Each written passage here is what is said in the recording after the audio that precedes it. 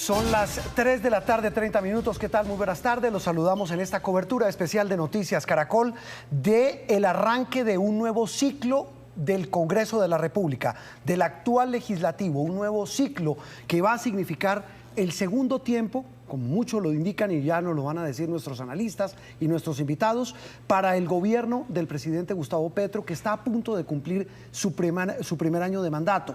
Muchísimas cosas para analizar. Los saludamos aquí con Camila Zuluaga. Camila, muy buenas tardes. Juan Roberto, buenas tardes para usted, para los televidentes. Un placer estar aquí para contarles lo que está en juego este próximo año, la gobernabilidad, división de mesas directivas, pero además las fuerzas políticas, cómo van a estar en el Congreso durante el próximo año. Para poner en contexto a nuestros televidentes en este arranque, Camila, hay que decir que con este comienzo hay nueva mesa directiva. ¿Qué pasa con esa mesa directiva? Pues se están definiendo, Juan Roberto, quiénes van a ser los presidentes de Senado, presidente de Cámara. Esos acuerdos se hicieron hace un año. La gran pregunta es si esos acuerdos se van a mantener o no se van a mantener. Y con esos acuerdos allá hay unos nombres establecidos, se suponía. Hay unos partidos establecidos. Es decir, ya se sabe que este año le toca la presidencia del Senado al Partido Verde, la presidencia de la Cámara al Partido Liberal y así sucesivamente con las comisiones. Usted sabe, por ejemplo, que Comisión Séptima de Cámara es muy importante. Claro, le había tocado a Ahmed Escaf la presidencia. Claro, y por muchas razones, porque por ahí se van a seguir discutiendo la reforma pensional, la reforma laboral y la salud. Y la reforma a la salud, exactamente. Sí, fue muy bien. Camila, ese es uno de los muchísimos elementos, 3 de la tarde, 32 minutos, que vamos a analizar con ustedes. Ustedes ven nuestro home aquí en la pantalla, en el estudio de Noticias Caracol, y dice la frase que Camila planteó, lo que está en juego. Está en juego el tema de las directivas, el tema de los proyectos del gobierno, que recordemos que está a punto de cumplir un año en un ciclo legislativo inicial al que no le fue tan bien como el mismo gobierno preveía. Exactamente, mire, está en juego la reforma pensional, sí, que tiene los ponentes asignados, pero todavía no se ha radicado esa reforma. Está la reforma a la salud, que ya tuvo primer debate, tiene ponentes asignados y ya fue radicada la ponencia. La laboral, digamos, ¿qué le pasó? Tenemos prohibición del fracking, también es algo muy importante. Sí. Tenemos, por ejemplo, la democratización de la policía, que ya lleva 2 debates, pero no tiene ponentes asignados y no tiene ponencia radicada. Tenemos el tema de la marihuana de uso recreativo, que se va a volver a radicar. Es decir, son muchos proyectos, tanto que son agenda social del gobierno nacional como también de los partidos. Se va a priorizar, por supuesto, como se hace la mayoría de las veces, la agenda del gobierno nacional. Y usted sabe que el gobierno tiene una agenda de reformas sociales importantes, que por eso es fundamental quienes vayan a estar en las mesas directivas. Ahí le aporto a ese listado que usted hacía, Camila, está la reforma a la salud, recordemos la reforma laboral, perdón. Recordemos que la reforma clave del gobierno está la de humanización carcelaria. Correcto. Ese tema es fundamental. Recordemos que además viene un tema que es para establecer el marco jurídico que se les cayó en la Corte con los grupos armados. Es decir, muchísimas cosas para analizar en esta tarde, 3:33 minutos. Saludamos a la Paca Zuleta, María Margarita Zuleta, es ya parte del equipo de Noticias Caracol, analista que nos acompaña en estas coberturas siempre. Ella es la directora de la Escuela de Gobierno de la Universidad de los Andes. Paca, un gusto saludarla, gracias como siempre por estar con nosotros. Y la misma pregunta que le hacía a Camila, lo que está en juego con el arranque de esta legislatura, que suena, como decimos en el argot periodístico, ladrilludo, hasta aburrido el tema de instalar unas nuevas sesiones ordinarias del Congreso, pero lo que hay en juego para el gobierno de Gustavo Petro. Buenas tardes, Paca. Juan Roberto, buenas tardes y muchas gracias, y buenas tardes a Camila y a toda la audiencia. Además de que naturalmente es una sesión solemne en la que el presidente instala oficialmente las sesiones ordinarias del Congreso, visitando el Congreso y dando un discurso.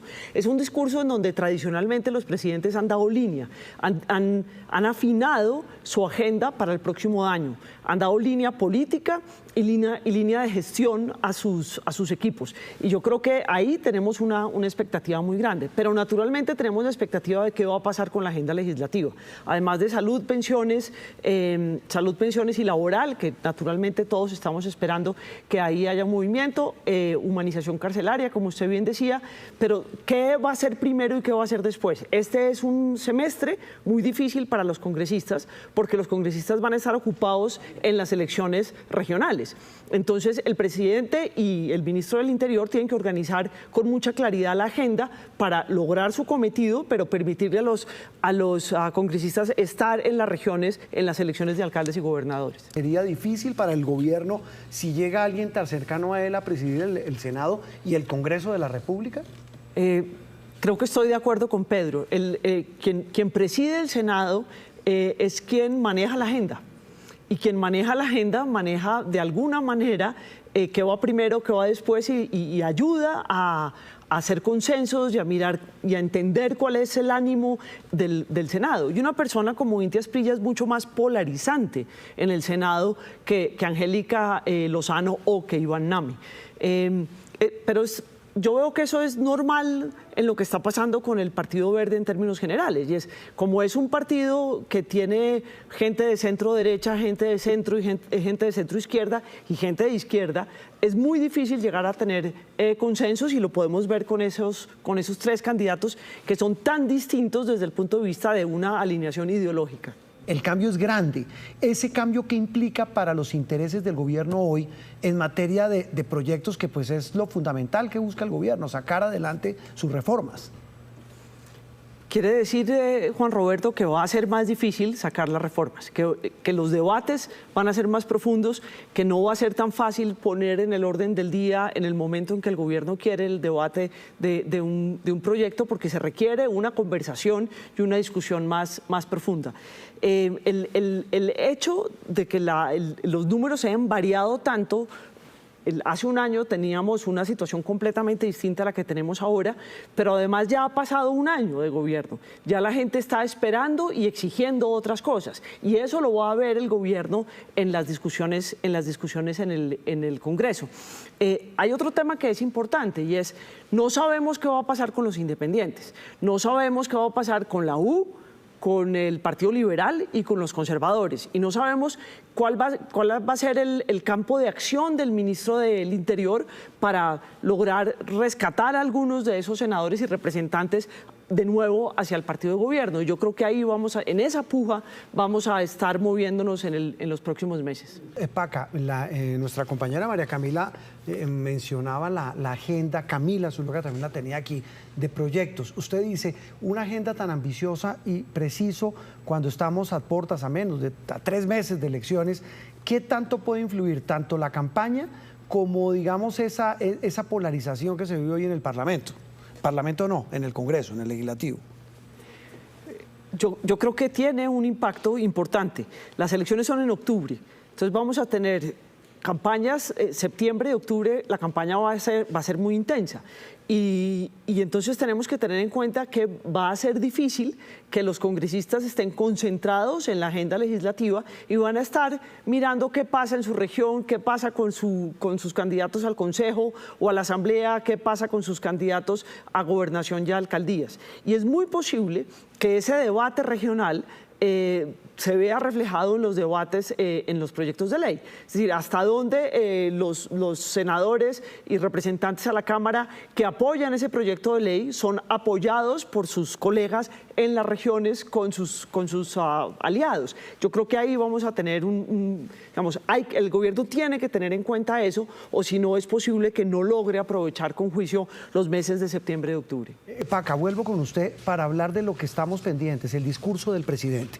Usted y yo estuvimos pendientes hace un año cuando se posesionó arriba aguantando frío en nuestra terraza, escuchando al presidente Petro en su discurso de posesión. ¿Qué tan distinto va a ser este discurso? Porque es el primero que él hace instalando las sesiones del Congreso. ¿Qué tanto puede cambiar, Paca? Obviamente esto es una adivinanza, ¿no? No tenemos ni idea si va a ser así o no va a ser así, pero yo esperaría que haga un balance de su primer año. Es un momento clave de rendición de cuentas y de explicar qué pasó en ese primer año de gobierno. Por otro lado, tiene que dar líneas frente a sus propuestas principales durante la campaña. Y yo creo que va a ser muy importante una mirada al proceso de paz. El proceso de paz tiene que marcar un camino, señalar un camino en relación con el ELN, con las disidencias y naturalmente con las bandas criminales, porque ahí hay una cantidad de expectativas y hay una confusión de la opinión pública sobre cómo va avanzando y qué se espera. Y por otro lado, las relaciones con el Congreso. No en vano el presidente, desde la Constitución se dice que el presidente tiene que instalar anualmente las sesiones ordinarias del Congreso. Y eso marca la forma como se relaciona el presidente con el Congreso. ¿Cuáles son las reglas del juego? Yo aspiraría a que haya unos mensajes muy claros en ese sentido. Sobre esto que mencionaba Camila, Paca, de toda esta agenda tan ambiciosa, la realidad política, ¿qué le debe indicar a usted mientras vemos esta comisión que va por el presidente? Juan Roberto, la reforma de la salud tiene un debate, es decir, ya tiene un debate aprobado, entonces podría moverse y empezar a trabajar. Lo mismo le pasa a la reforma pensional, pero no así a la reforma laboral. Yo pensaría que tiene que organizar las comisiones, porque no puede haber de nuevo un trancón, por decirlo de esa manera, en la comisión séptima. La reforma de la educación va por otra comisión y las reformas del ministro de Justicia van por la comisión primera. Entonces lo que yo creo que el ministro del Interior tiene que hacer es organizar un orden de prioridades y entender muy bien cómo va a funcionar la agenda para asegurar que se puedan discutir de forma oportuna. Está claro que no pueden volver a hacer todas las reformas al mismo tiempo porque les va a pasar lo que les pasó el año pasado, pues en la legislatura pasada. Humanización carcelaria va por la primera. Y ahí tienen que empezar las cosas con juicio. Y sobre todo si insisten en discutir la democratización de la policía, que va a también estar en la primera, van a tener que organizar muy bien el tema. Paca, yo vuelvo, insisto, aquí la clave va a ser entender el gobierno en ese discurso, si busca un diálogo nacional, una concertación, incluso con la oposición, le puede significar algún tipo de rédito. Es lo que les entiendo a todos ustedes, a usted, a Juan Carlos, a Luis Ernesto, a Pedro, como la fórmula para entender la estrategia que tenga el presidente a la hora de defender sus reformas en este discurso que estamos a punto de ver. Al Congreso y necesita a la población colombiana. Entonces, si el discurso es polarizante, si el discurso es una pelea entre colombianos, no va a lograr las mayorías que requiere para sacar su agenda legislativa y de paso para lograr el cambio que prometió en su campaña. Yo creo que tiene que hacer un esfuerzo para sumar, para unir, porque de lo contrario no va a lograr los resultados que prometió en su campaña. Yo creo que un acuerdo nacional versa alrededor de tener una sociedad más justa y más productiva.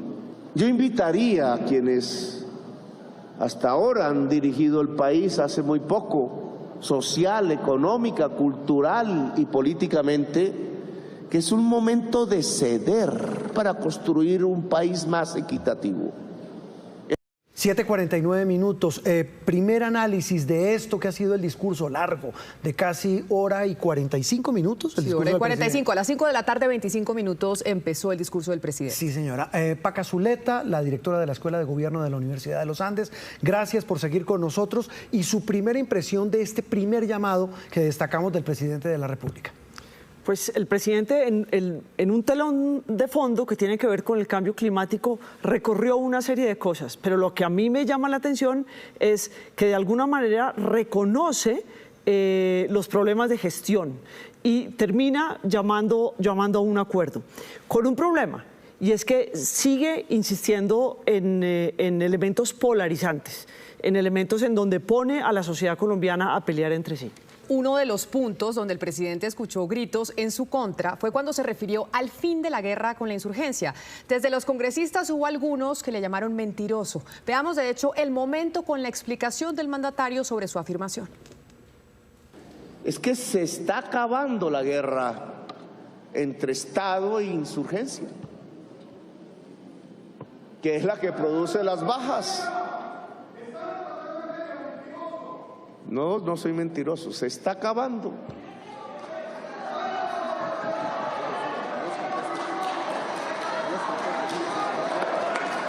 Podemos decir, ojalá lo pueda decir, que la guerra entre la insurgencia y el Estado colombiano que comenzó quizás en 1948, un 9 de abril, ha llegado a su final. Paca, el tema del orden público, el tema de la guerra, lo que dice el presidente en ese discurso. Yo creo que la verdad uno no puede resolver que no hay bajas por cuenta de la política de paz. No hay bajas básicamente porque no ha habido enfrentamientos, porque como bien decía el senador David Luna, la fuerza pública está con las manos atadas. Entonces por eso no hay bajas en el ejército. Pero por el contrario, sí sigue habiendo muchas bajas en los líderes sociales. Y ese es un problema de fondo que el presidente ignoró. Pero de todas maneras, en el tema de paz total, el presidente no nos aclaró el proyecto. Seguimos un poquito con los vídeos empañados, mirando para dónde va el proceso de paz total. La seguridad fue importante, pero sin embargo el tema energético dominó gran parte del discurso del presidente el día de hoy, enfocando a la transición hacia energías limpias. El mandatario además hizo alusión a la salida de la ministra Irene Vélez. Para él, la discusión alrededor de la transición energética fue la culpable de la salida de su ministra. En transición energética tenemos unos datos. Se ha debatido aquí. Me ha costado una ministra excelente. Paca, el discurso, si uno lo escucha, no sé, ustedes me corregirán, pero le dedicó más de 45 minutos, casi una hora al tema del medio ambiente.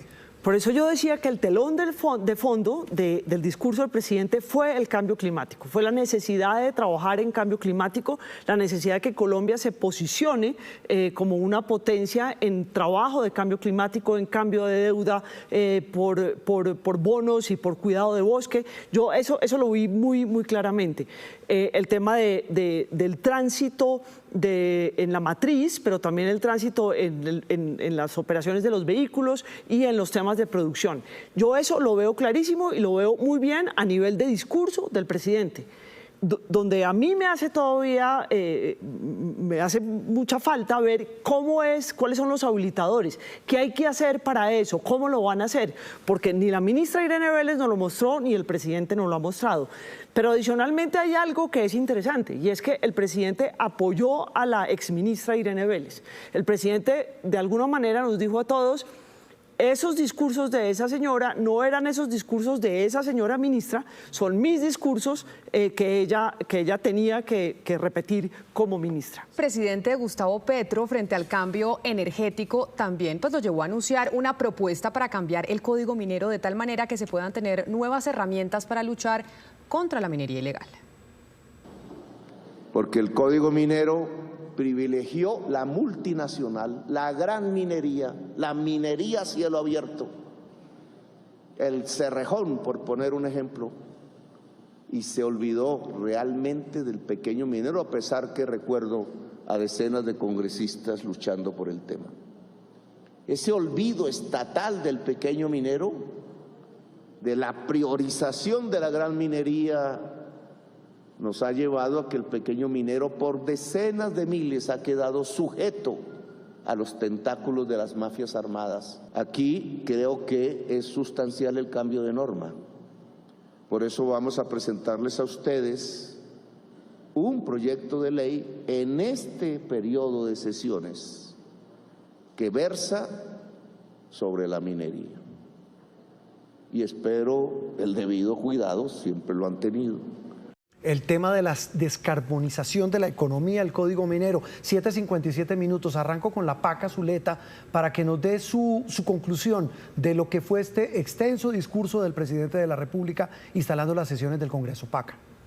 Como rendición de cuentas, a mí me parece que tocó los temas importantes, pero le faltó rigor. Le faltó decir cuáles son los resultados y mostrarnos un poquito de dónde saca las cifras que menciona.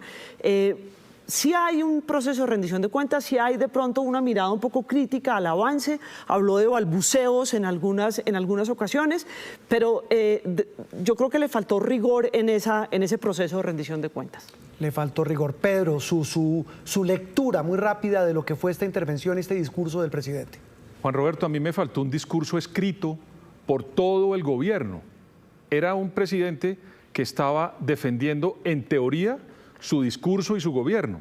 Pero cuando uno le presenta a la nación el primer año de gestión legislativa, tiene que meter en ese discurso, y repito, escrito por todas las agencias del gobierno, para que allá haya unos resultados y que la ciudadanía sepa ese discurso en qué va en la práctica, en la realidad, Juan Roberto.